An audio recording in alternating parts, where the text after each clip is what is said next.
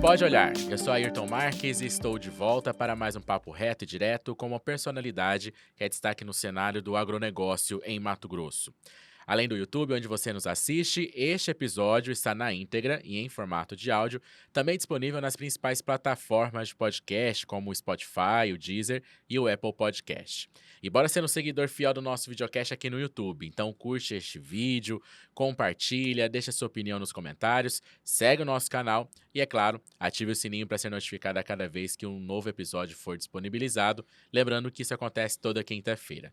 E se você quer saber mais informações de bastidores, ver como são as nossas gravações, segue a gente nas redes sociais, em qualquer uma delas é @olhardiretoOficial. Produzido pelo site Olhar Direto, a cada episódio tem a companhia e a ajuda de um colega de redação, e hoje eu tenho o prazer de receber pela primeira vez a minha amiga Amanda Divina, que escreve para o Caderno de Cidades e Economia. Amanda, muito obrigado por ter aceitado o convite do Pode Olhar e seja bem-vinda pela primeira vez. Obrigada, Ayrton. Obrigada, Olhar Direto, pela oportunidade. E vamos para mais um papo direto. Exatamente. O nosso entrevistado de hoje é natural de Pejuçara, Rio Grande do Sul. Com formação superior em Direito, ele chegou a Mato Grosso em 1994. Atualmente, ele é produtor rural em Nova Mutum, região norte de Mato Grosso, onde cultiva soja, milho e feijão. Também preside, é presidente da Associação de Produtores de Soja e Milho de Mato Grosso e vice-presidente da entidade em âmbito nacional. O nosso papo reto e direto de hoje é com Lucas Costa Beber, presidente da ProSoja MT. Lucas, muito obrigado por ter aceitado o convite do Pode Olhar e seja bem-vindo. Vamos falar um pouco sobre a sua trajetória, agronegócio e, é claro, sobre a associação à ProSoja. Olá, Ayrton. Olá, Amanda. Obrigado a vocês, ao Olhar Direto, poder participar, falar um pouco, né, do nosso trabalho, principalmente focado aí na defesa dos produtores de soja e milho do estado do Mato Grosso.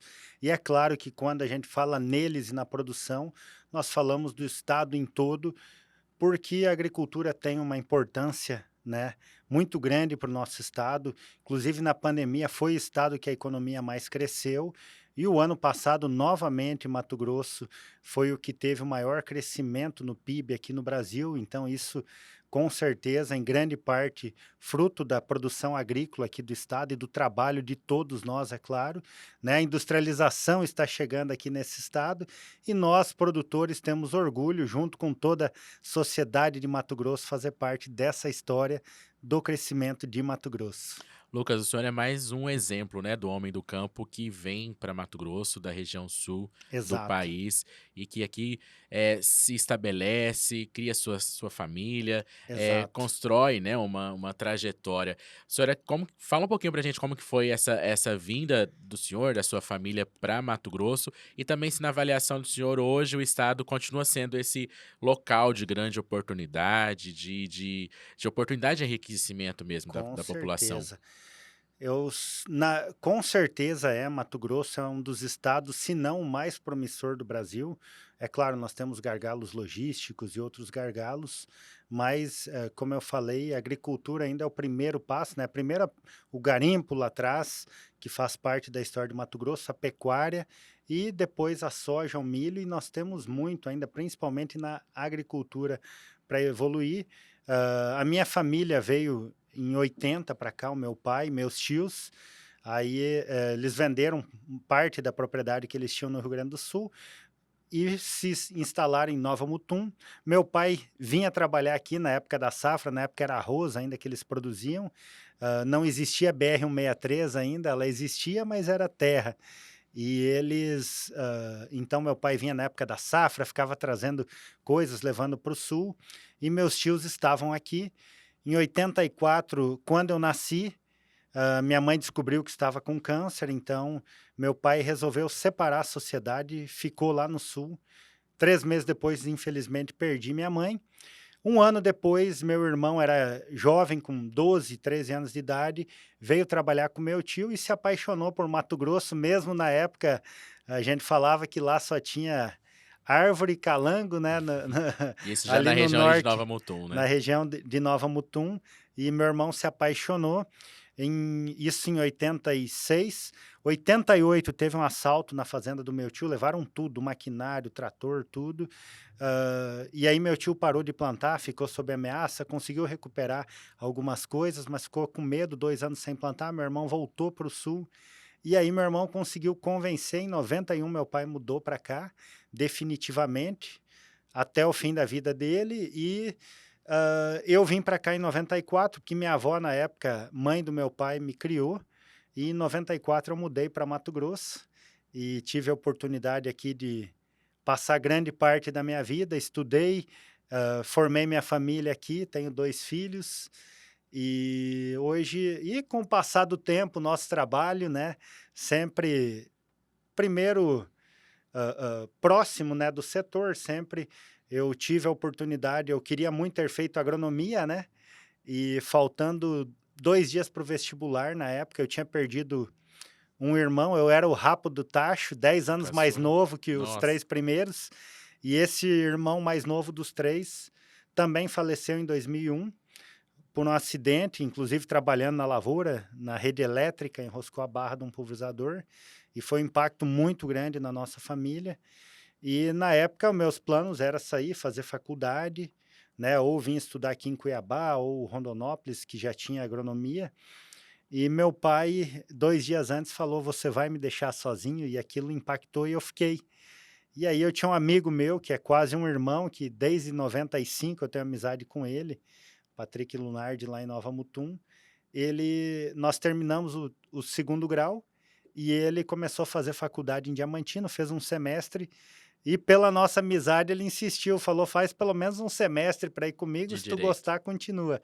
E aí eu fiz direito porque não tinha agronomia na Mutum, nem Diamantino, eu não tinha opção. Então eu trabalhava e ia, inclusive foi bem na época que a BR-163 estava horrível, já tinha sido asfalto e tudo, e tinha toleiro, nós chegávamos gastar 5 horas para ir para Diamantino, hoje você faz em 1h30 Uhum. para ir para Diamantino, gastava 5 horas.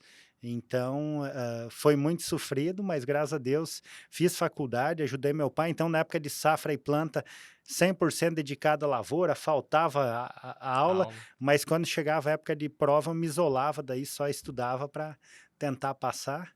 E aí, o direito abre um pouco a cabeça, né? E participando de quando surgiu o WhatsApp no grupo do sindicato lá do núcleo da ProSoja, eu comecei a dar minhas opiniões, o pessoal me convidou para ser delegado, novamente eu recusei ser delegado da ProSoja, e aí novamente esse amigo, ele não recusou e me convenceu a entrar, eu entrei e de lá para cá a entidade foi me puxando e hoje Você passou por vários setores ali, né, antes de vários. assumir a presidência, Eu né? fui delegado, que até outro dia uma pessoa, eu expliquei por cima, ele falou: "Então deixa eu ver se eu entendi, você é uma espécie de governador da dos produtores de soja no estado e os delegados são vereadores?" Eu falei: são quase deputado, né, é deputado estadual, então eu fui delegado.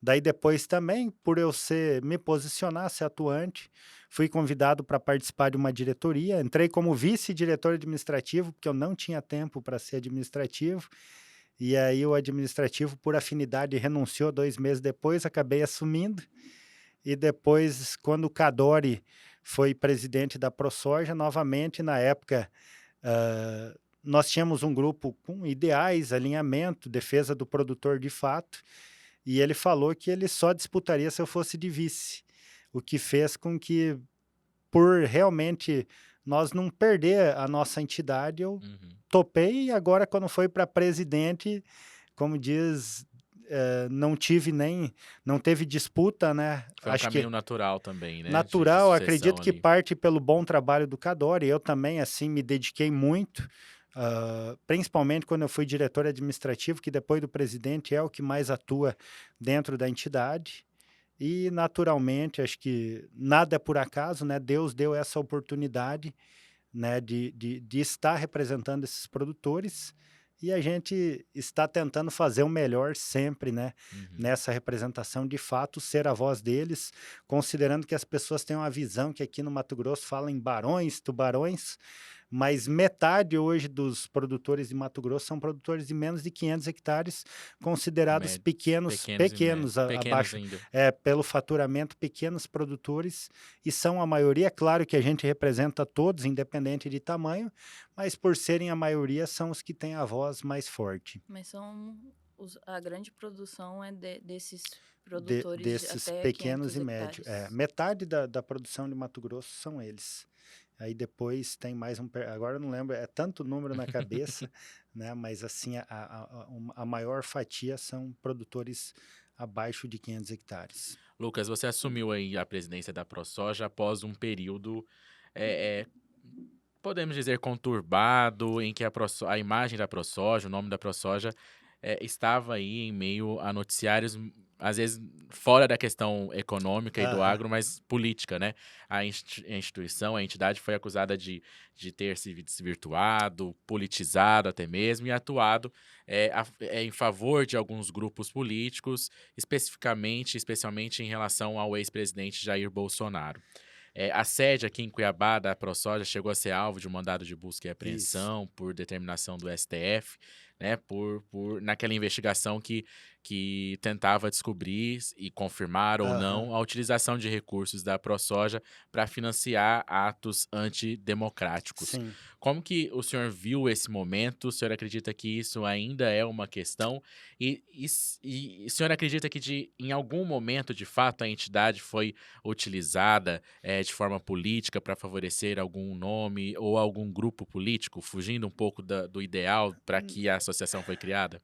Eu vejo assim, a entidade ela é apartidária, ela não visa política. É claro que existem algumas ideologias, né, que o produtor, na sua grande maioria, ele vai estar do lado daquilo que realmente traz, acima de tudo, a segurança jurídica dele, a defesa da nossa legislação, da nossa Constituição, e um deles é o direito à propriedade, né, contra a invasão de terras. Então, o produtor tende a estar do lado disso, e a grande maioria vai, não significa que a entidade, de fato, como você falou, teve sim uma vez uma operação que a Polícia Federal foi na entidade, mas não encontrou nada que caracterizasse isso de fato.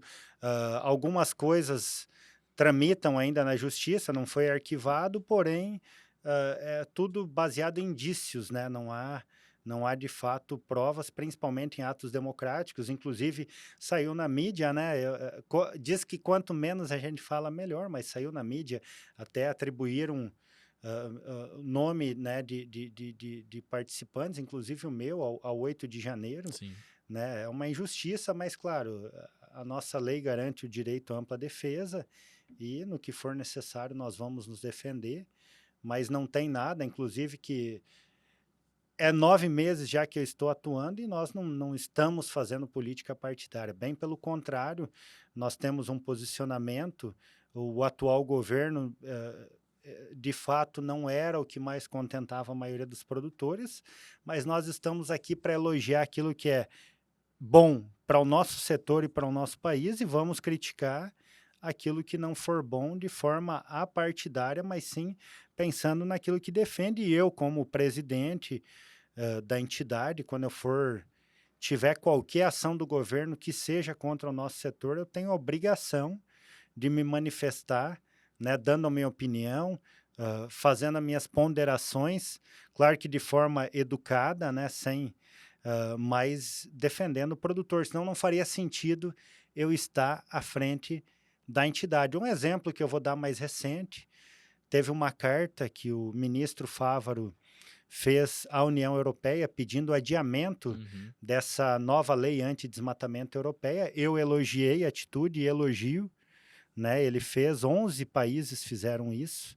e eles fizeram, inclusive a nossa entidade esteve visitando a Comissão de Agricultura, embaixadas, importadores na Europa, pedindo para pressionar para justamente ter essa prorrogação, então isso eu elogio, mas já na mesma carta eu critico que ele fez lá um compromisso de desmatamento zero até 2030. Uhum. Nós temos que considerar que o nosso produtor já é o mais sustentável do mundo. Nós mantemos mata em pé em áreas agricultáveis dentro da nossa propriedade. O nosso Código Florestal é o mais restritivo no mundo, precisaria ter uma alteração nele e o ministro não pode falar pelo Congresso inteiro. Ele é um senador eleito que, inclusive, a vaga dele está sendo ocupada por um suplente, ou seja, hoje o exercício dele é ministro, isso não dá atribuição para ele fazer um compromisso desse. Então, por esse lado, eu critico, porque isso... Mas essa é uma narrativa adotada pelo governo Lula, né, de desmatamento zero. Antes mesmo do Lula tomar posse para o terceiro mandato, ele falou isso durante uma das COPs, né? Há Mas é esse um entendimento do compromisso que ele não governo, pode né? fazer sem o Congresso, Sim. né? Ele não é... Graças a Deus, ainda o Brasil não é uma ditadura, espero que nunca seja, né? Onde que uma pessoa ou meia dúzia de pessoas tomam a decisão.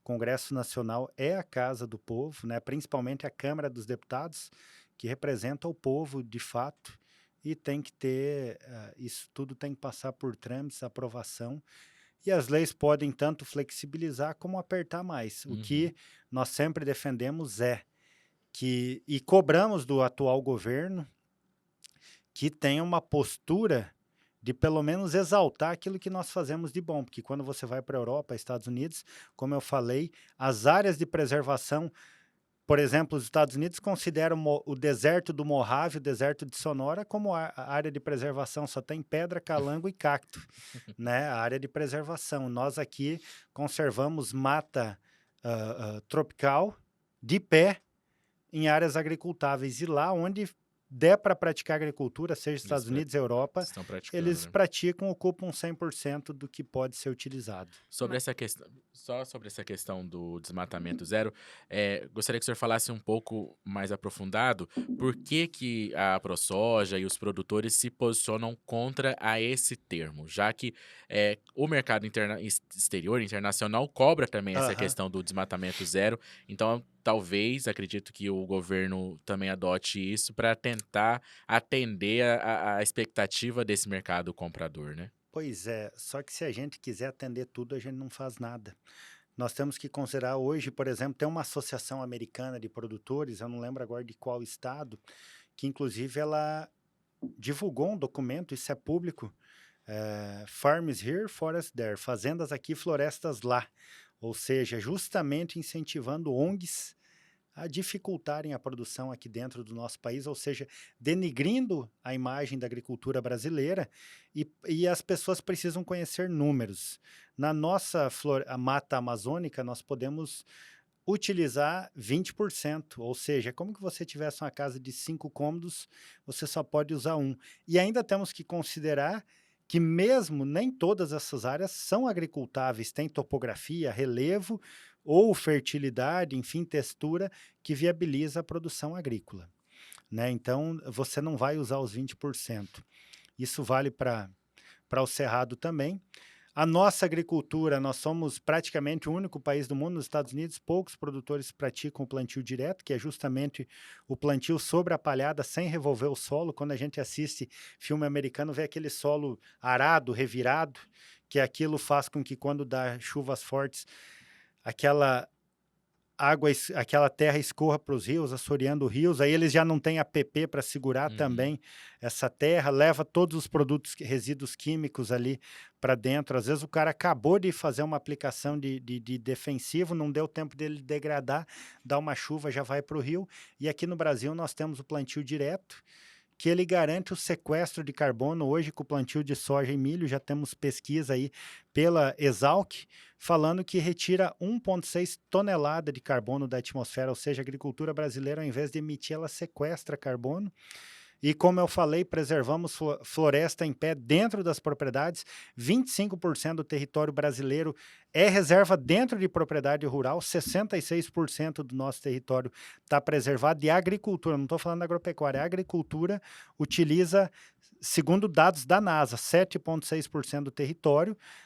Segundo a Embrapa Territorial, 7,8%, se considerar florestas plantadas, pinos, eucalipto, 9% do território. E aqui em Mato Grosso, se nós fôssemos um país, o ano passado, com a quebra na safra da Argentina e a super safra no Mato Grosso, nós fomos o terceiro maior produtor mundial, concorrendo com o Brasil com a produção de Mato Grosso.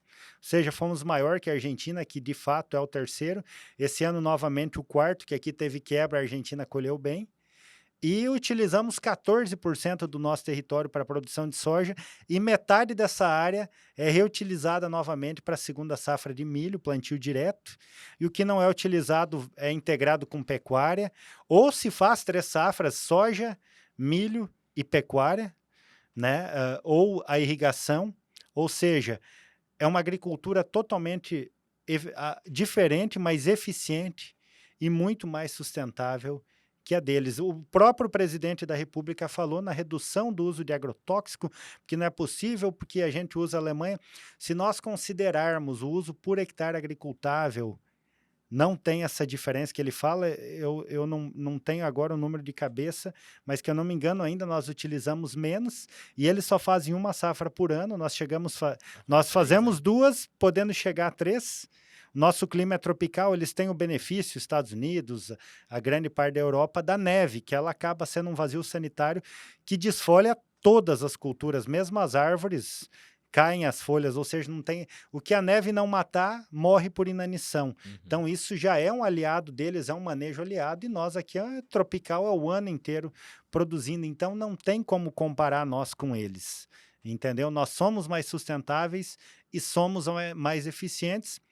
Vimos aí o Lula recebendo o presidente Macron, reforçando essas falsas narrativas contra nós, e ainda ele se opondo à construção da Ferrogrão, que a maior parte do trajeto já é na área de domínio da BR-163, que seria o grande divisor de águas da logística aqui do nosso estado, que nos deixaria mais eficientes na concorrência no mercado internacional e produção agrícola, e é uma rodovia de 900 quilômetros. E se você considerar Alemanha e França juntos, tem o mesmo território que Mato Grosso. Eles possuem 70 mil quilômetros de ferrovia, nós só temos 300 e eles não querem que nós construímos mais 900, enquanto eles têm 70 mil. E isso foi construído numa época que não existia licenciamento ambiental, nada.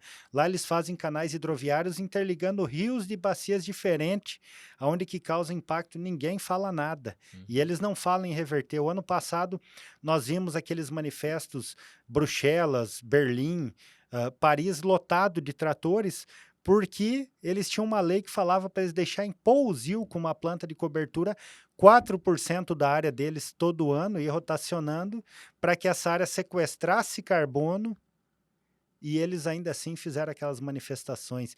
Então, assim, é inconcebível. Nós vimos que, principalmente a ministra Marina, com toda a sinceridade, ela não está preocupada com o meio ambiente. Eu não vi ela vir aqui no nosso estado, né? No entanto que ela fez um decreto agora jogando a culpa no produtor rural, inclusive com multas astronômicas, milionárias sobre o produtor rural, enquanto as beiras de rodovias federais tem lugar que você passa, tem vegetação, rebrota de vegetação nativa a menos de meio metro da rodovia, cheio de capim, onde que qualquer pessoa joga uma bituca de cigarro no interior, esse fogo se alastra, entra por mata, pastagem, mata animal, mata a criação, mata o pasto que é alimento desse animal, entra no mato, e a única maneira de conter, na época da seca aqui, é com um trator de esteira fazendo acero. Se o cara fizer isso, ele vai preso por desmatamento ilegal, ou seja, não tem como controlar. Não aplica ciência para o controle de fogo. Tem países que fazem queimadas controladas no início da época da seca, onde a combustão é menor, que aí você, teoricamente, faz um acero e permite que os animais façam uma fuga com segurança desse fogo de baixa intensidade, não prejudica a vegetação nativa, ou seja, tem várias formas de se fazer, através de ciência, controlar a propagação desses incêndios. Ela simplesmente joga a conta no produtor, que vai lá pagar com caminhão, pipa, com trator, que muitas vezes pega fogo e queima, é patrimônio dele, queima essa palhada do plantio direto, que para você voltar à produtividade, porque o plantio direto sequestra carbono, o carbono aumenta a atividade orgânica no solo, biológica, matéria orgânica, retenção de água, reciclagem de nutrientes, leva-se 5 anos para voltar a produzir normal, ela joga essa conta no produtor, não faz nenhuma ação efetiva em cima disso, põe mais de 300 milhões de reais em ONGs aqui no país, enquanto ela usou 111 milhões para controle de queimada. E eu vejo a Flórida, cada poucos anos queimando, eu vejo a Austrália, e lá aviões de grande porte controlando fogo, e aqui nós não temos nada disso. O produtor, às vezes, pagando hora de avião para ir apagar no meio do mato para tentar, que não consegue. Eu não vi ela, pelo menos, ir numa fazenda para ver esse prejuízo numa lavoura e ver o desespero que é um produtor controlando fogo dentro da sua propriedade e ainda correr o risco de ser multado por um fogo que ele não teve culpa. Grande parte da nossa produção ela é exportada ali para a Ásia e para a região europeia. E a Comissão Europeia já está analisando a possibilidade de adiar a aplicação dessa lei do antidesmatamento. Exato. A ProSoja já tem alguma avaliação de como isso vai impactar o setor aqui em Mato Grosso e como que esse sistema vai funcionar na prática? Esse adiamento já seria suficiente? Já satisfaz o temor, né? Já diminui o temor do setor? Por a soja ser um produto exportado a granel, e nós falar dessa diferença gigante, né? A França produz, que eu não me engano, agora eu não lembro se é 192 ou 200, mas vamos pôr 292, 300 mil hectares de soja, enquanto Mato Grosso sozinho produz 12,7 milhões. Se nós considerar só Mato Grosso, como que nós vamos fazer a logística? Porque essa lei é anti-desmatamento de 2020, ou seja, eles não compram de área. Para isso precisa de segregação. Nós temos a capacidade de armazenagem. Só para a gente explicar, o que diz essa lei é que produto Produzido a partir de dezembro de 2020. Em área que foi desmatada a partir de legalmente, dezembro de 2020. Seja legal, ilegal, não enfim, pode fazer essa aquisição. Não pode.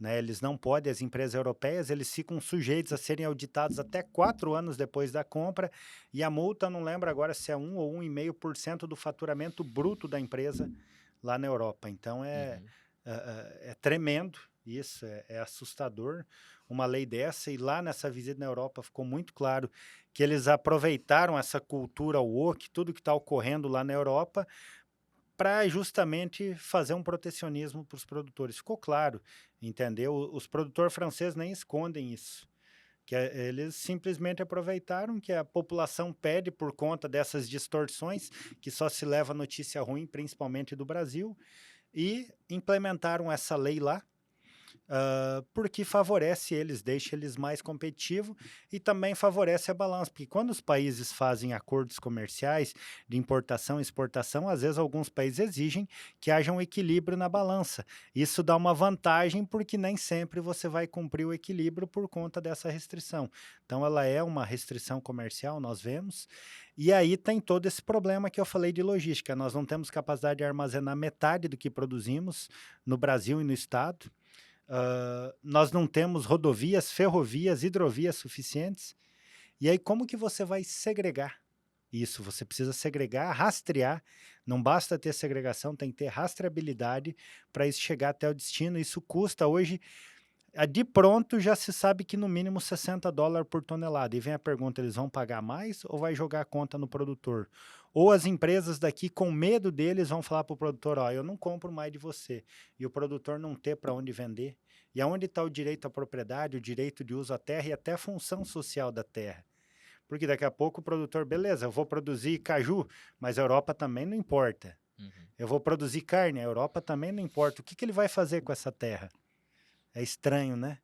Então, por isso que eu falo, o mínimo que o nosso governo tem que fazer é exaltar o que nós fazemos de bom. Nem o brasileiro conhece, o mundo precisa conhecer o que nós fazemos de bom. Isso tem que ser propagado, exaltado, a entidade está fazendo isso. Nós fomos lá na Europa também, inclusive nós fizemos uma coletiva, né? Aproveitamos, não bastou nós só como entidade, nós levamos o senador Wellington Fagundes, a deputada Coronel Fernanda, e também o deputado federal por São Paulo, Arnaldo Jardim, que é o vice-presidente da Frente Parlamentar da Agropecuária aqui do nosso país, para dar peso e também levar a voz deles, não só da entidade lá. Fizemos fizemos coletiva lá em um veículo em Bruxelas que distribui para toda a imprensa da Europa e estamos fazendo várias ações, inclusive hoje temos uma pessoa na Europa focada para isso, para começar a captar o que está sendo propagado e levar. A ideia é tentar convencê-los a mudar de ideia em relação a essa lei anti-desmatamento. Exato, ou Porque pelo aqui não tem menos... muito o que se fazer, né? Exato, Porque se é uma legislação deles, a gente só pode exato. seguir, né? Exato. Aqui no Brasil, né, se tem aquela cultura, um artista escreve na camisa, cabe com as queimadas, mas você nunca vai ver um artista pegar um balde de água para jogar numa queimada dessa, entendeu? É muito fácil aparecer na TV sem conhecer como que inicia um fogo, como que acontecem as coisas, e também se dá a impressão que a queimada é uma sacanagem do produtor, né? Eu vou lá, coloco fogo, aí já queima mais que a mato e daí eu planto lá. Nós temos esse código florestal. Se queimar, além do produtor levar já multas altíssimas antes desse decreto, que ele assim, é inviável, não tem como, o cara quebra de fato e ainda fica devendo. Mas já antes, já eram multas astronômicas para o produtor e ele vai ter que recuperar essa área, ele não vai poder explorar. Nós temos o Código Florestal, ele vai ficar, e isso ele vai ficar embargado, ele não vai conseguir ter acesso a recursos públicos, seja custeio agrícola, nada, nada. Então, Uhum. assim, as pessoas não conhecem tudo e se manifestam sem conhecer. Infelizmente, o governo, o mínimo que ele tinha que estar fazendo era melhorar essa nossa imagem, pensar em abrir mercado, e parece que cada vez ele trabalha contra o desenvolvimento do nosso país. E nesse embate com a União Europeia, presidente, ainda é muito discutido sobre a moratória da soja, né? Essa semana, a Assembleia Legislativa aprovou um projeto que deve ir para a sanção do Aham, governo para vetar incentivos fiscais às empresas que aderem à moratória da soja. O sim. senhor enxerga isso como uma vitória? É uma possibilidade desse acordo ter finalmente um final? Amanda, é aquilo que eu falei. Nós não podemos baixar a cabeça para nada, né, que não seja ilegal, ou seja, a ilegalidade ninguém concorda, mas aquilo que é legal nós temos que defender. A moratória da soja, ela se parece com essa lei antidesmatamento europeia, mas diferente de lá que é uma lei, foi feita por deputados, representantes da população, a moratória é um acordo comercial entre particulares aqui do Brasil com particulares da Europa, que ganham um plus por impor ela no produtor, não pagam nada desse plus para o produtor, inclusive empresas brasileiras captam recurso a juros muito baratos lá fora, emprestam a juros altíssimos aqui no Brasil por serem submetidas à moratória. E novamente ela restringe o uso da propriedade, o direito de uso à terra, de produzir o que você queira, que seja legal, é claro, né? E a moratória, diferente dessa lei, além de ser entre particulares, ela restringe já desde 2009, desconsiderando a nossa lei, a nossa legislação, ou seja, mesmo quem desmatou legal dentro dessa legislação, eles não compravam, não adquiriam. E dentro do acordo da moratória tinha algo que considerava o perímetro, o polígono, que seria, por exemplo, ah, esse produtor produz 50 hectares. Ele desmatou 1 hectare, então era um polígono de 25. Então ficaria livre ainda metade da área dele. Eles nunca consideraram isso. O produtor podia ter 10.000 hectares, ele desmatava esse 1 hectare, Uhum. era um polígono de 25 e restringia os 10.000 hectares dele. É um caso de Sinop, de um produtor que produz mais de 4.000 hectares, nem 1 hectare da produção dele é em área desmatada. Aí ele comprou mais perto da cidade uma área onde que ele desmatou 4 hectares para construir um armazém, não é nem para plantar. Ele foi enquadrado na moratória considerando toda a produção dele. Então, essa lei aqui, primeiramente, agradecer e parabenizar todos os deputados. Eu só vou falar o nome de um que foi o autor do projeto, o deputado Gilberto Catani, mas vários deputados apoiaram e é uma injustiça eu ficar falando o nome de todos. Eu tenho que agradecer a todos que aprovaram e a todos que defenderam também público antes, né? Tinha algumas inverdades que vinha da indústria, nós esclarecemos, e um pedido deles era que as empresas precisariam declarar antes que não praticassem qualquer tipo de acordo, agora fica desnecessário, então vai para a sanção do governo e para a regulamentação, e nós esperamos que o governador Já há um sancione. diálogo, né, com o governador Mauro Mendes, Sim, ele é tem porque atuado contra essa moratória, né? exato. E assim, tinha algumas questões que ele colocava, já foram suprimidas nesse Quinto é substitutivo o integral, né? substitutivo integral número 5. Então nós acreditamos que agora vai para sanção sem nenhuma, como é que fala? Veto, né? Sem Sem nenhum nenhum veto do veto, governo. exato, e que na regulamentação atenda de fato os produtores e traga justiça para esses produtores, que novamente eu estou falando aqui de produtor, mas quando a gente veta essa produção, principalmente considerando 2009, tem muita área já de pecuária que o pasto está degradado, que pode se transformar em lavoura, e o cara não pode produzir soja porque essa área foi desmatada legalmente depois de 2009. Uhum. Então atinge vários produtores no estado. Lucas, a gente foi um pouco para frente, eu quero voltar um pouco no que a gente Aham, já conversou em relação à relação mesmo, né, do produtor rural, da entidade com o governo federal. O senhor pontuou algumas questões que fazem com que a aham, entidade e o setor não apoie, não concorde com muitas atuações, e o principal seria essa questão da imagem do produtor rural no sim, mercado consumidor, no mercado externo, e que falta aí uma atuação mais efetiva do governo Lula. sim. A gente sabe também que tem questões ideológicas que fazem com que o setor não concorde com essa É aquilo que com a atual gestão também, né? eu falei assim, Ayrton, cada atitude, nós não julgamos nem a ideologia, é cada ato do governo, o que for de fato que traga segurança para nós, dignidade e que não atrapalhe, acima de tudo, a produção, nós vamos, inclusive, aplaudir. Uhum, Agora, o que for contra é a minha obrigação como entidade. Inclusive, né, nós tivemos aí nas eleições muitos candidatos que são associados da ProSoja, seja prefeito, seja vereador, nós não fizemos nenhuma manifestação, por quê? Porque é a partidária, é a uhum, político. Quer dizer, política de classe. Nós sim. conversamos com a política de Brasília, né? Isso é natural, a política estadual de Brasília, justamente a entidade serve para fazer esse diálogo.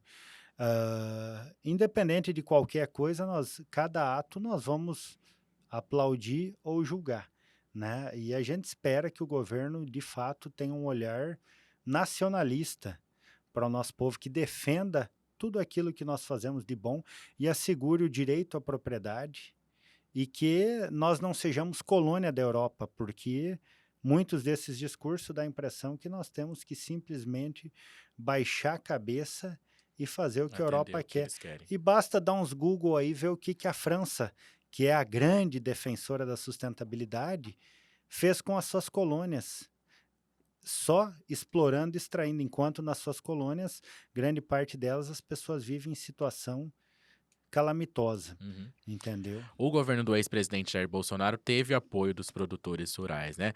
O que diferente foi feito no governo Bolsonaro em relação a isso, a imagem do produtor rural lá fora e também a essa questão de não seguir o que eles querem exatamente, de ter uma imposição? O que foi feito diferente que fez com que o setor continuasse apoiando o governo dele? Na verdade, é aquilo que eu falo novamente, independente de governo, na época o produtor sentia uma segurança maior na parte de segurança jurídica, de não invasão de propriedades, entendeu? E soberania. Eu te dou um exemplo para os Estados Unidos. O governo Trump, para o produtor dos Estados Unidos, de fato, naquele momento, ele não foi bom, quando ele fez toda aquela guerra comercial com a China. Porém, se você vai lá, a maioria dos produtores votam nele. Por quê? Porque eles estão olhando daqui 50 anos, daqui 20 anos, o que aquela política vai trazer para as próximas gerações. Entendi. Entendeu? O produtor, ele na sua essência, ele está pensando no mínimo nos netos e bisnetos dele, como que vai ser o mundo lá.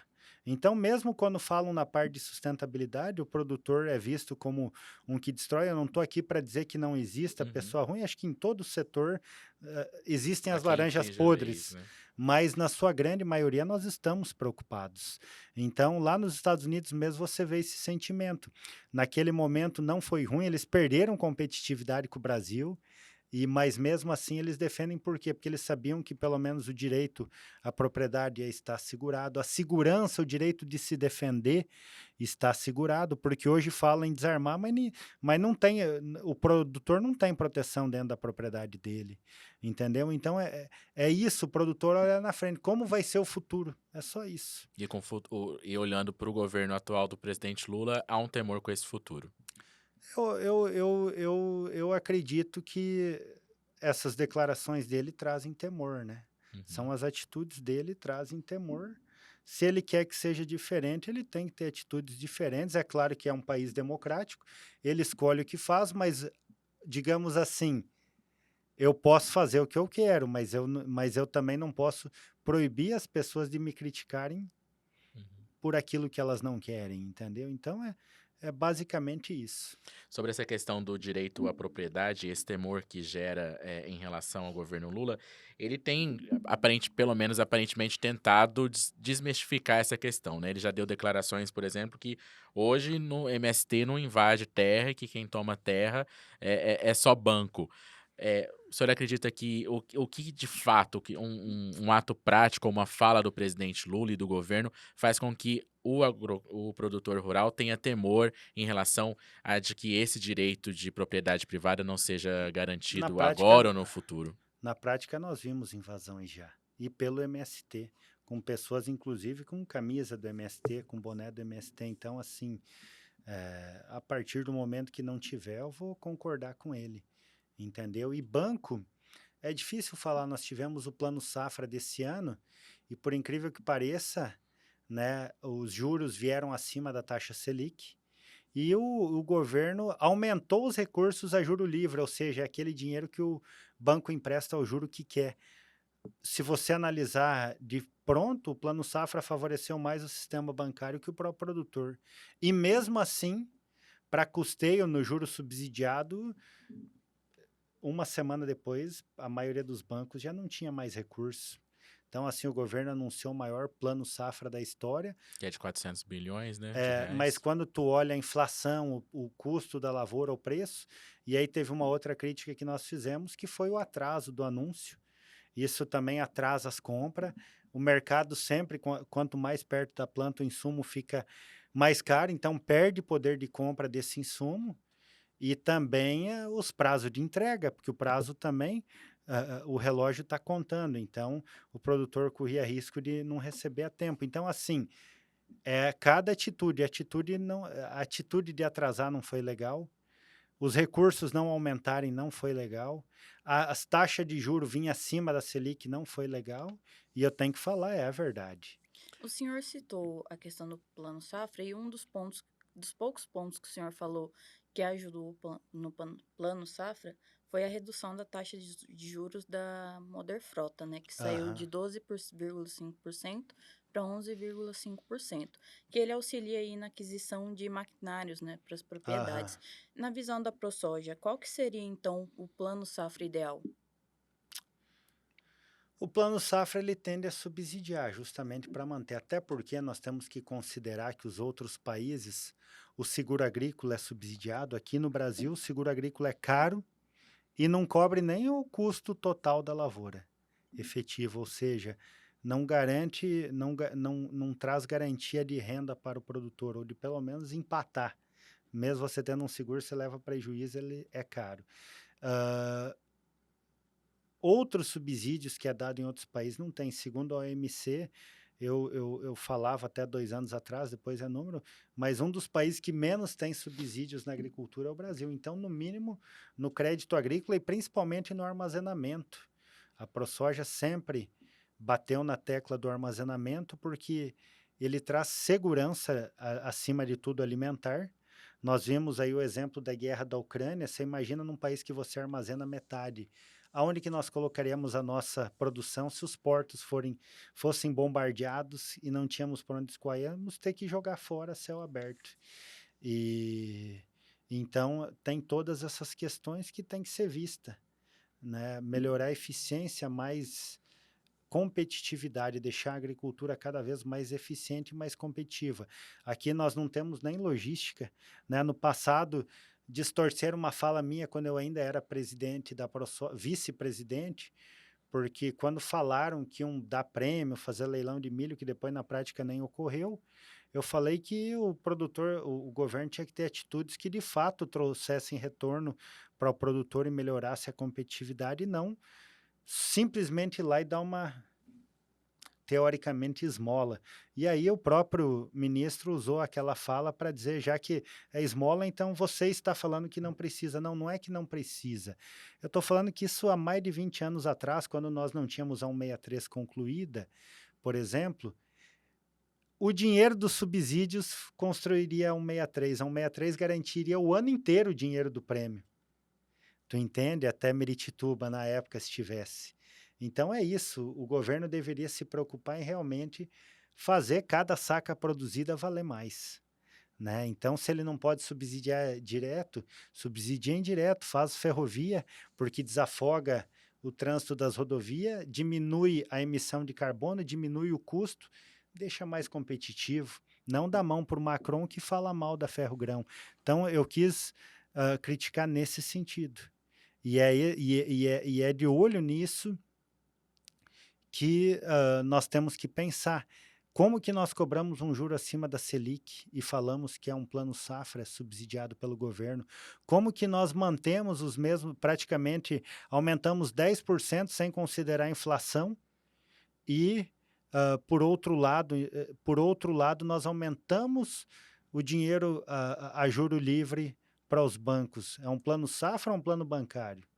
Entendeu? Lucas, antes mesmo do Carlos Favaro, o ministro Carlos Favaro, assumir ser nomeado ministro, né, da Agricultura, Aham. a ProSoja até se posicionou contra essa escolha dele, e aí a gente vê algumas falas, algumas decisões que são questionadas pela entidade. Ele que já foi presidente da ProSoja também. Toda essa questão tem algum ponto ou alguma parcela de questão política que vem dentro da ProSoja, de grupos que são adversários dentro da entidade que ele representa e que o senhor representa? Tem alguma coisa disso também, além da atuação dele como senador e ministro hoje? Olha, como diz, às vezes a gente é mal interpretado, né? Eu sou uma outra administração, né? Como eu falei, cada atitude nós temos que julgar, independente do que o Favro é ou foi, Uhum. eu não espero nada do que ele é, do que ele foi, né? Eu sempre analiso o que ele é, o que ele faz. Então, independente se ele foi ou não, tem que ver as atitudes. Nós tivemos a seca do ano passado, eles até falaram em dar um socorro. Inclusive, a ProSoja foi a primeira entidade que fez uma carta destacando os prejuízos e, inclusive, fazendo as contas do quanto era necessário para amparar os produtores. E isso eu cobrei ele, né, na feira em Campo Novo, na feira em Lucas do Rio Verde, nas grandes feiras começo do ano, ele falou que ia fazer e não aconteceu. Para o Rio Grande do Sul, eu não posso falar pelo Rio Grande do Sul, mas é só olhar os noticiários se o pessoal, diante daquela catástrofe, está contente com as atitudes dele ou não. Então, cabe julgar a atitude, eu não estou aqui, eu acho que a gente não tem que se prender ao passado. Eu posso ter problema com qualquer pessoa, as minhas atitudes são sempre na melhor das intenções e é o que eu espero dele também, né? Eu não espero que ele vire as costas para o setor que ele saiu de dentro, mas, como eu falei, uma declaração como aquela acaba prejudicando a nossa Jogando produção, os contra, nossos né? produtores, e ele não tem nem essa prerrogativa de sozinho falar pelo Congresso Nacional. Então, é cada caso isolado, não me interessa quem está lá, se é o Fávaro, se é o meu irmão daqui amanhã, enfim, eu tenho que defender o meu setor e fazer críticas cobrando. A minha crítica não é atacar o pessoal dele, Uhum. entendeu? Eu não tenho nada pessoal com o ministro, eu tenho que defender o meu setor. E a minha crítica geralmente é cobrando que ele atenda, não é denigrindo a imagem dele, sendo desrespeitoso. Lucas, voltando a falar um pouco mais sobre essa questão das queimadas, que foi muito alarmante este ano e trouxe prejuízo para vários setores e até mesmo para a saúde, né? Aham. A gente tem aí o monitor de áreas atingidas pelo fogo, que é uma iniciativa lançada pelo Instituto Centro de Vida, o ICV. E ele apontou que só em setembro um total de 3,1 milhões de hectares foi queimado em Mato Grosso. Essa área representa aí 10 vezes o tamanho de Cuiabá.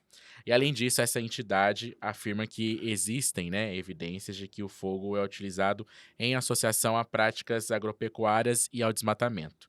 Eles apontam que 60% das áreas queimadas neste mês estão em imóveis rurais com uso agropecuário. Como que a entidade e o setor também tenta lutar e combater esses dados técnicos que são utilizados por essas entidades e até mesmo pelo governo, né, pelo governo federal, em relação a isso?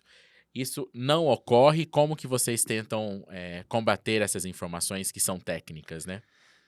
Olha, hoje você tem acesso a vários bancos de imagem na internet, inclusive nós temos uma comissão de sustentabilidade, temos acesso a imagens de alta precisão e também início. A maioria dos focos iniciou na beira de rodovia, sejam elas estaduais, federais, municipais. Grande parte é em rodovia federal. E aí aquilo que eu falei, o governo não mantém nem limpo a área de domínio da rodovia, né? No interior, você não tem cada 50 metros um caminhão-pipa, um trator com uma grade, um sistema de bombeiro para controlar o fogo. Então ele não mantém as rodovias limpas, o cara passa lá, joga uma bituca de cigarro, esse fogo alastra, até que chega alguém para apagar o fogo, porque passar na rodovia e ver, muita gente vê. Uhum. Né? Quando passa uma pessoa bem intencionada, ela, no primeiro sinal de celular, ela vai ligar, seja E avisar, né? para alguém, para a polícia, vai avisar, aí alguém vai ter que deslocar. Geralmente, nem o corpo de bombeiro consegue ir muitas vezes, não tem braço para ir atrás disso. Então vai os produtores com trator e grade. Só que até que alguém chega, isso já está queimando o pasto, já entrou no meio do cerrado, entrou no meio da mata, num ano extremamente Controlar seco. fica Não tem como impossível quase, controlar. né? E ainda mais no mês de setembro, que os ventos são intensos e se propagam. Né? No entanto, que os números que nós temos, de fato, se você considerar áreas de domínio de rodovia, áreas de preservação, áreas indígenas e áreas áreas federais, enfim, Uhum. sejam elas de proteção ou não, terras devolutas, tinha mais índice de queimada do que eles. Isso é possível provar do que as áreas agropecuárias. E nós temos que lembrar mais uma coisa. Se eu sou um pecuarista, eu queimar o pasto é aquilo que eu falei, eu queimo o alimento do animal. E eu ponho em risco a minha criação. O fogo vai matar meu gado, vai. Então, no mínimo, o bem-estar do animal está comprometido, porque não vai ter comida e vai ferir ele, mas a grande parte é que vai morrer. E segundo, eu já falei do plantio direto, da Uhum. importância que é essa rotação de culturas. Tem gente que tenta caracterizar o plantio de soja e milho como sucessão. Não, ele é rotação, é que nós temos clima tropical e permite fazer duas vezes. O americano que tem consciência, o produtor americano, a cultura principal do produtor americano é milho. Então ele planta no máximo 3 anos milho e planta soja. E tem uns que dividem em 3 partes a lavoura para ir rotacionando. Tem uns que um ano planta milho e soja. O produtor brasileiro todo ano faz e a palhada é importante. E então não há esse interesse. Aí tem a multa. E aí eu vou te fazer uma conta básica, né? A queimada, eu não posso ser mentiroso. A queimada, ela é controlada, deve ser autorizada pelo governo federal e ela é utilizada uma vez na vida em áreas de abertura, quando você abre uma área, né, converte ela, faz a supressão da vegetação ou desmatamento que queiram chamar, ela precisa ser autorizada, né? Tem época, dezembro é proibido, diante de multas astronômicas, ou seja, o produtor vai ter que fazer nos meses de menos intensidade. E aí vem um número que eu usei hoje de manhã, nós tivemos o lançamento do Outlook lá na ProSoja, projetando os próximos 10 anos, e ela, justamente o que acontece? De 2009 para cá, quando nós fizemos os cálculos se desmatou pouco mais de 250 mil hectares no Mato Grosso. Eu tenho a conta de quando eu virei diretor da ProSoja na minha cabeça. Da safra 2018-19, o Mato Grosso produziu 9,6 milhões de hectares. Nessa de agora está projetado produzir 12,7, ou seja, mais de 3 milhões de hectares. Então, de 2009 para cá, 250 mil, Uhum. que seria onde é usado uma vez a queimada. E nós tivemos um incremento de 3 milhões, que foi a conversão da pastagem em lavoura. Entendeu? Então, isso daí é muito distorcido, esses dados. Claro, na verdade, tem pessoas que distorcem, põem de uma maneira que não mostra de fato ah, aquilo que o ser humano, todo o contexto que precisa entender. E de fato é só dar um Google aí, tem imagens de satélite aí que mostram, principalmente beira de rodovia, onde tem os maiores focos, ou seja, o governo não está fazendo o dever de casa. Mas, novamente eu falo, tem as pessoas que têm a ideologia, têm o prazer de distorcer esses dados e jogar para cima do produtor. A gente está chegando ao final, Amanda. Antes de você fazer sua última pergunta, eu quero aproveitar um gancho que o senhor falou em relação às multas, à penalidade a quem não segue o que a lei determina, né? A Aham. gente tem aí até o governador Mauro Mendes defendendo um rigor a mais nessa legislação, uma mudança nessa legislação. Não a questão do que é proibido, mas em relação à pena aplicada a quem não segue essas determinações. O que a gente vê às vezes é multas que são aplicadas, mas que não são pagas, porque há possibilidade de recorrer, segundo o governo, e Aham. também em relação a penas que não são cumpridas de fato. Qual que é a avaliação que o senhor faz em relação a essas questões, a pena e a aplicação, o cumprimento dessas penas a quem descumpre a legislação? Com certeza a pena. Eu vou te dar um exemplo que aconteceu comigo, pessoal. Eu tive uma área que, na hora que eu fui fazer o CAR, teve um erro do técnico. Eu tinha uma área que era lavoura por muitos anos, já fazia mais de 20 anos. Aí eu plantei eucalipto. E na hora que o técnico foi fazer o CAR, você na confiança, ele colocou como que fosse uma área de reserva. Hum. Aí eu todo ano ia cortando um pedaço de eucalipto, até que num ano veio uma multa lá que eu tinha desmatado ilegalmente 1,6 hectare. Eu falei, mas como desmatar? É floresta plantada? É como que fosse uma lavoura? Aí eu fui ver, teve o erro do técnico. Naquele ano a Bung não queria comprar soja meu, a Cargill não queria comprar. Eu participo de um grupo de compras, ele não o grupo inteiro fechou num preço bom o adubo, eu tive que buscar uma outra empresa, digamos assim, segunda linha, pagar mais caro por um produto inferior e gastei. Eu até assim, eu preferia ter dado a terra para o governo, porque o que eu gastei eu compraria Outra a área. terra de volta, entendeu? Esse 1 e pouco hectare. Eu gastei, tive que gastar com advogado, fazer várias defesas, provar tudo isso, e enquanto isso eu perdi competitividade, porque tinha empresa que não queria, eu perdi os melhores negócios de venda, eu perdi. Então, além de multa, você tem mais esses custos. Você acha que o produtor, tipo assim, queima porque ele não é penalizado. Na verdade, não. Agora, claro, o governador Mauro Mendes, eu tenho que exaltar o trabalho que ele está fazendo, principalmente na parte de logística do nosso estado. Ele fez uma transformação.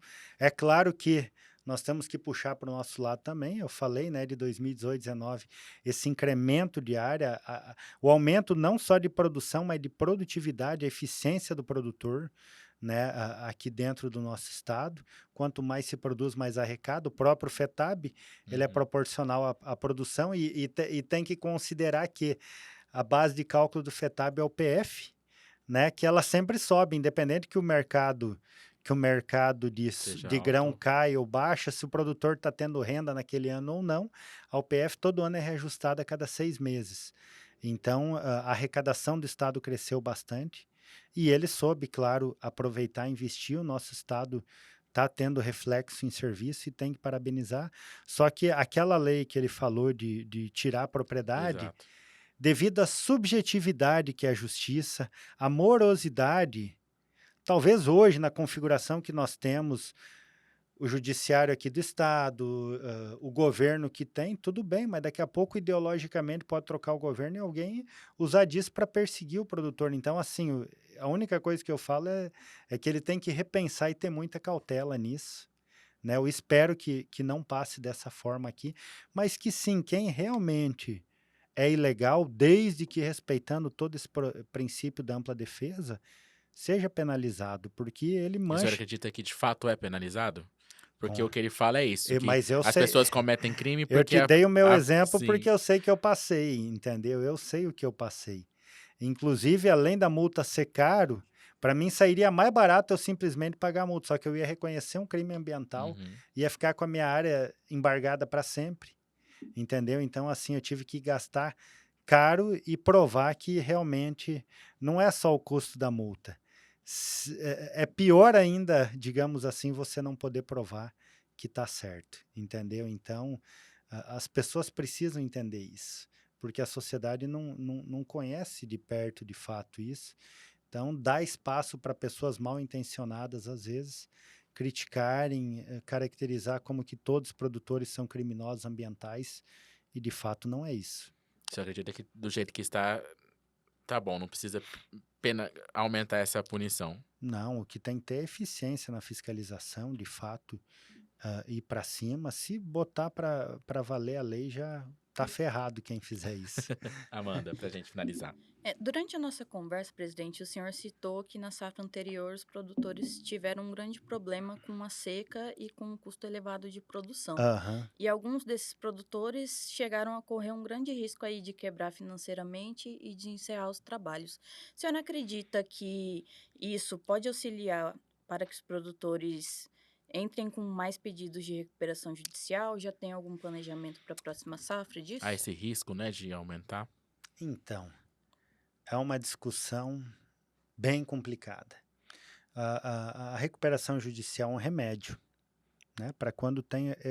Eu dou um exemplo para você. Eu conheço produtores que são um modelo de produtividade, de eficiência, de capricho dentro das suas propriedades e trabalham que nem bicho dentro da propriedade. Aquele cara assim que ele podia até colocar funcionário para fazer o que ele faz e viver uma vida mais sossegada, mas não.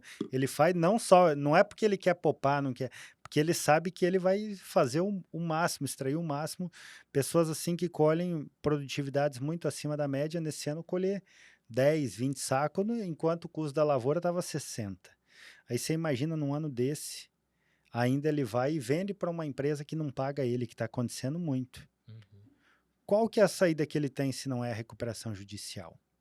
Então, assim, o que eu acho é que talvez tenha que ter algumas travas, alguma modernização na reforma, na recuperação. Porém, eu falo que tem muita empresa que é penalizada, que a recuperação judicial não é culpa do produtor. Ela é culpa até de quem trabalha para dentro, porque eu vejo que o produtor certo às vezes tem dificuldade de crédito. Aí tem empresa que foi fundada em 2021 que está pedindo recuperação esse ano.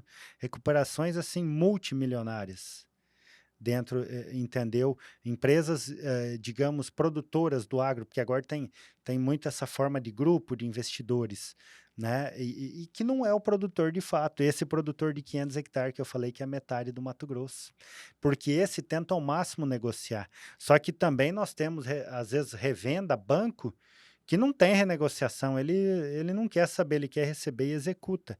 Então também a recuperação guarda.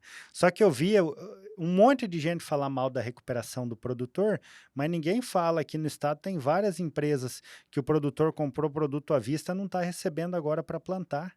Ou seja, ele vai ter que comprar duas vezes. Tem produtor que vendeu a safra de soja em milho para pagar suas contas e não está recebendo. E eu não vejo bater nisso, sempre a culpa é do produtor. E quando você pega isso em todo o mercado, no meio de todos os produtores, quanto por cento é de fato?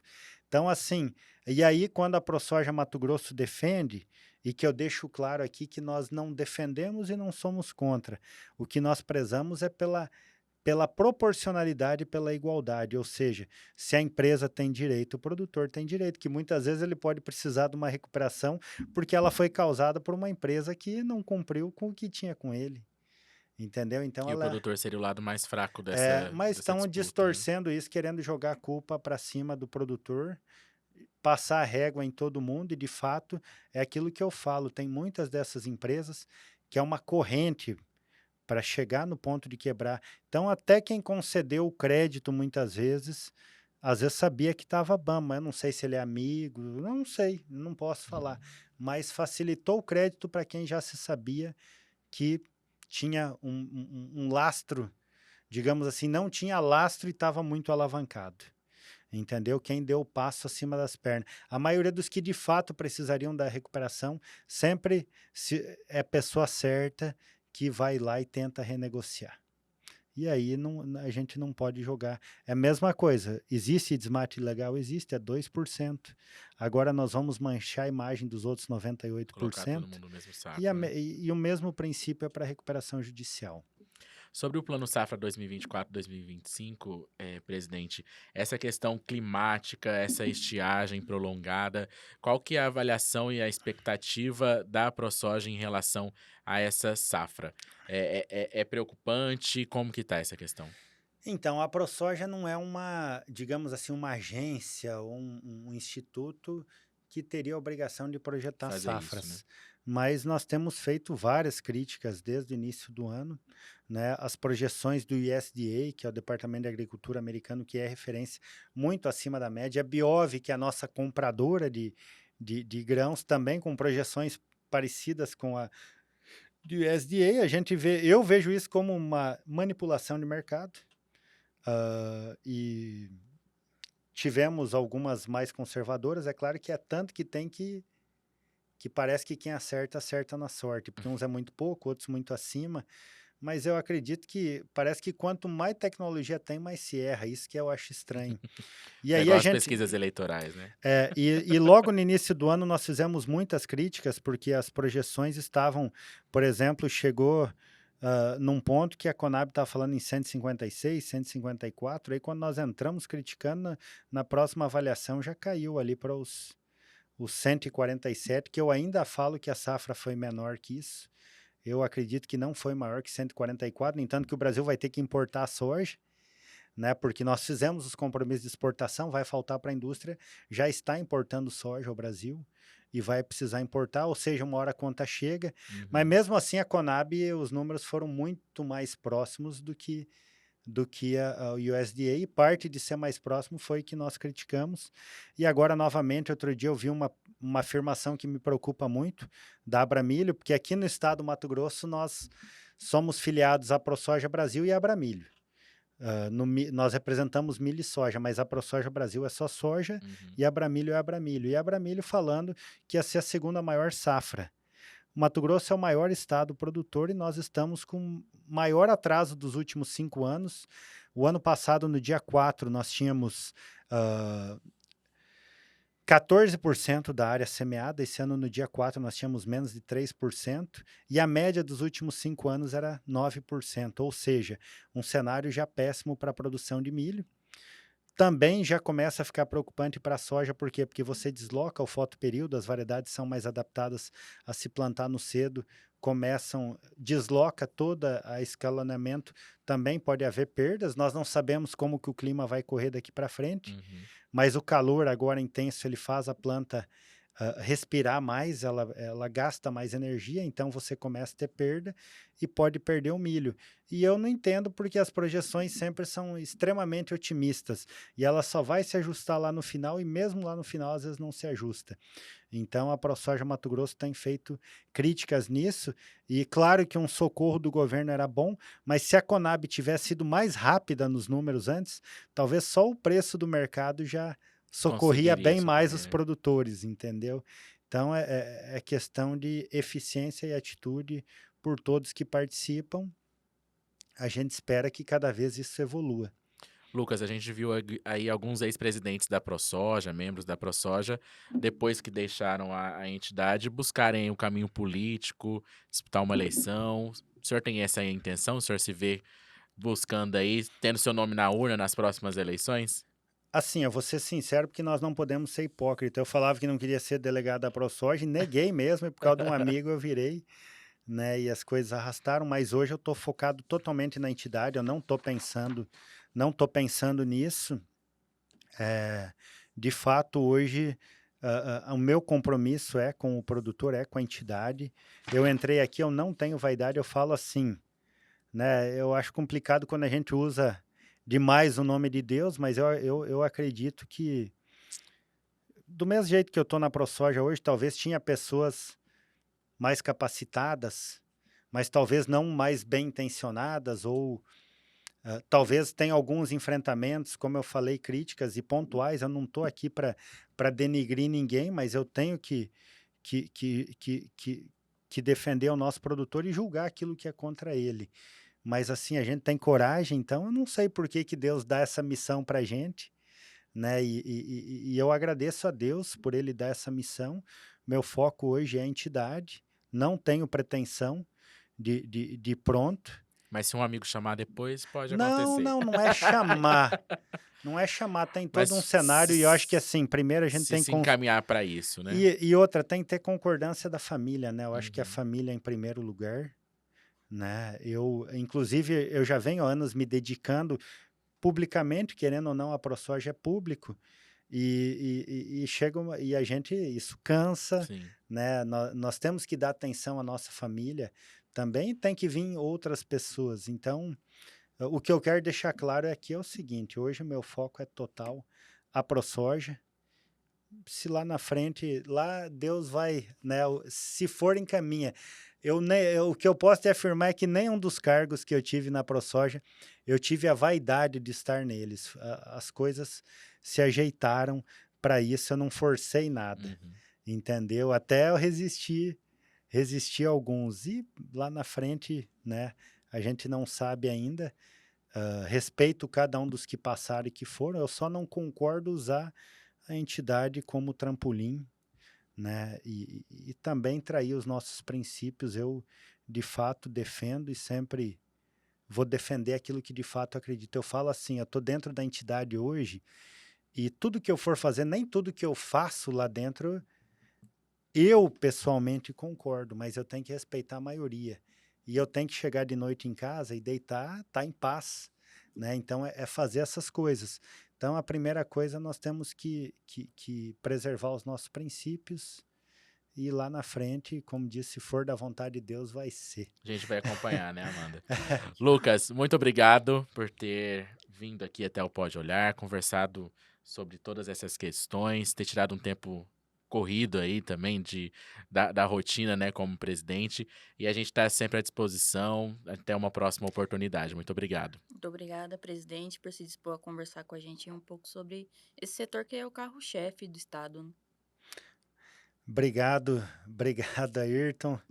Obrigado, Amanda. É um prazer conversar com vocês e falar um pouco, né, do nosso setor, levar a sustentabilidade. Entramos em assuntos polêmicos Sim. aqui, mas, de fato, nosso foco principal é defender o nosso produtor rural, defender o legado daquilo que, como diz, eu nasci no meio da agricultura, espero o dia que partir no meio dela, e se Deus deu essa missão de defender, né, que a gente possa continuar defendendo os produtores e, acima de tudo, garantir o futuro deles, essa continuidade, né, fazendo esse trabalho. É um privilégio dado por Deus e uma confiança muito grande por parte dos produtores. E aqui é um canal, um espaço para nós poder falar um pouco disso, né, levar um pouco desse trabalho e, acima de tudo, mostrar o que o produtor faz de melhor. Amanda, muito obrigado por ter aceitado o convite, por ter me ajudado a conduzir esse episódio. Até uma próxima. Obrigada, Ayrton. Obrigada pela oportunidade e nos vemos logo mais. E você acompanha a repercussão deste episódio no nosso portal, é o www.olhardireto.com.br. Siga a gente aqui no YouTube, ative o sininho para ser notificado e também segue a gente nas redes sociais. Em qualquer uma delas é @olhardireto. Olhar Direto Oficial, já estava esquecendo. Eu volto na próxima semana com mais um papo reto e direto. Tchau, tchau.